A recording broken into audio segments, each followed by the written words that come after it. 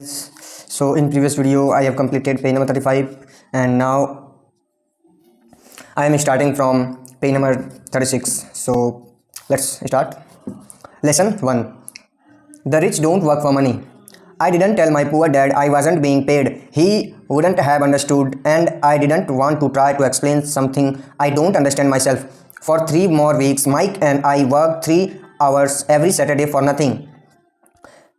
The work didn't bother me and the routine got easier, but it was the missed baseball game and not being able to afford to buy a few comic books that got to me.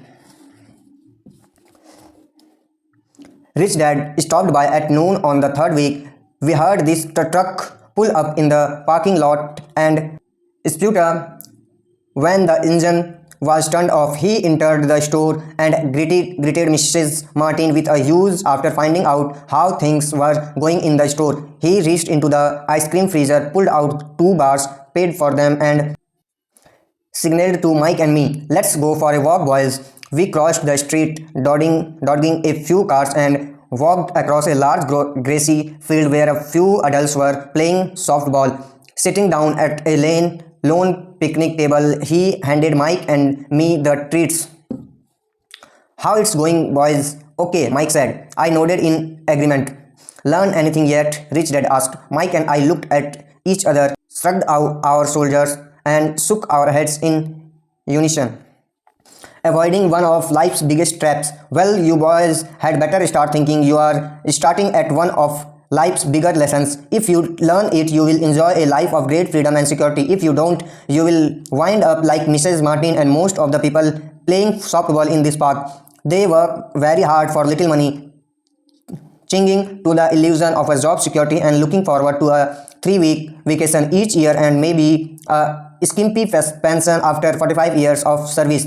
If that excites you, I will give you a rise to 25 cents an hour. But these are good hardworking people. Are you making fun of them?" I demanded. A smile came over Rich Dad's face.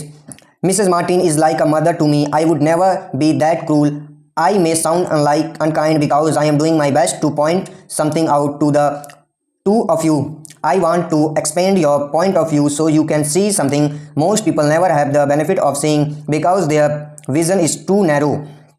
Most people never see the trap they are in." Mike and I sat there, uncertain of his message. He sounded cruel, yet we could sense he was trying to drive home a point. With a smile, Rich Dad said, "Doesn't that 25 cents an hour sounds good? Doesn't it make your heart beat a little faster?" I shook my head no, but it really did. 25 cents an hour would be big bucks to me. "Okay, I will pay you $1 an hour," Rich Dad said with a sly grin. Now my heart started to race. My brain was screaming, "Take it, take it." I could not believe what I was hearing. Still, I said nothing. "Okay, $2 an hour." My little brain and heart nearly exploded. After all, it was 1956 and being paid $2 an hour would have made me the richest kid in the world. I couldn't imagine earning that kind of money.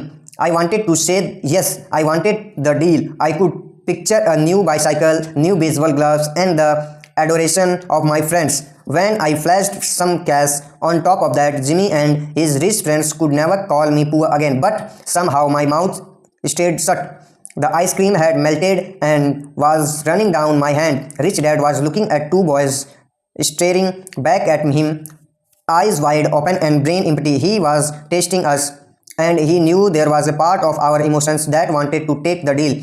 He understood that every person has a weak and needy part of their soul that can be bought, and he knew that every individual also had a part of their soul that was resilient and could never be bought. It was only a question of which one was stronger. "Okay, $5 an hour." Suddenly I was silent.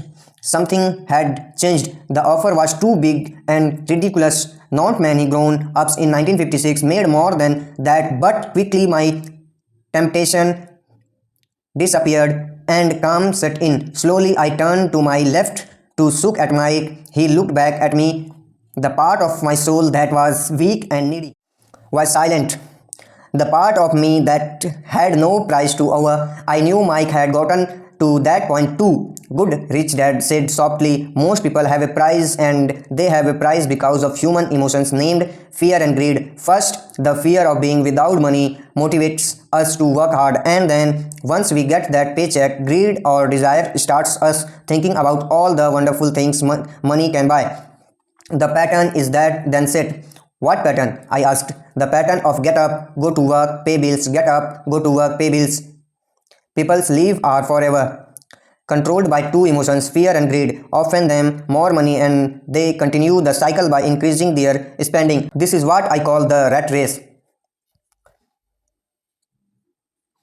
There is another way, Mike asked. Yes, said Rich Dad slowly, but only a few people find it. And what is that way? Mike asked. That's what I hope you boys you will learn as you work and study with me. That is why I took away all forms of pay. Any hints? Mike asked. We are kind of tired of working hard, especially for nothing.